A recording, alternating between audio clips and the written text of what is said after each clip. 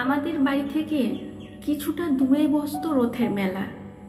ছোটবেলায় মোটামুটি রথের 1 সপ্তাহ আগে থেকেই বাবার কাছে বায়না করতাম। বাবাকে বলতাম, এবারে রথের মেলাতে গিয়ে অনেক খেলনা কিনবো, তুমি কিন্তু সবগুলোই কিনে দেবে। বাবা কিছু না বলে শুধু হাসতেন। আমার যাবতীয় বায়না সব কিছুর আবদার বাবার কাছে। বাবাও কোনোদিন না করতেন না। আমার কথা শুনে শুধু বাবা বলতেন, তোর যা যা দরকার তুই সব কিনিস, তুই তো আমার মা, মা আবদার করলে আর না করতে পারি। বাবার একটা স্কুটার ছিল, স্কুটারে বসিয়ে বাবা নিয়ে যেতেন রথের মেলাতে। আমি ব্যাগ ভর্তি করে খেলনা কিনতাম। রথের মেলা মানে মাটির পালকি কিনতাম, পুতুল কিনতাম, আরও কত কি। বাবা কখনো বলতেন না আর নিতে হবে না। আমার পছন্দ মতো খেলনা কিনে নিয়ে তবেই বাড়ি আসতাম। মা এসব দেখে বলতেন, আবার এত কিছু কিনেছিস? বাবা বলতেন, ওকে বকো না, আমি নিজে থেকেই সব কিনে দিয়েছি। পৃথিবীতে সব বাবারাই বোধহয় এমনই হয়, মেয়েদের কোনো আবদারে আর না করতে পারে না। আমার বাবাও তাই।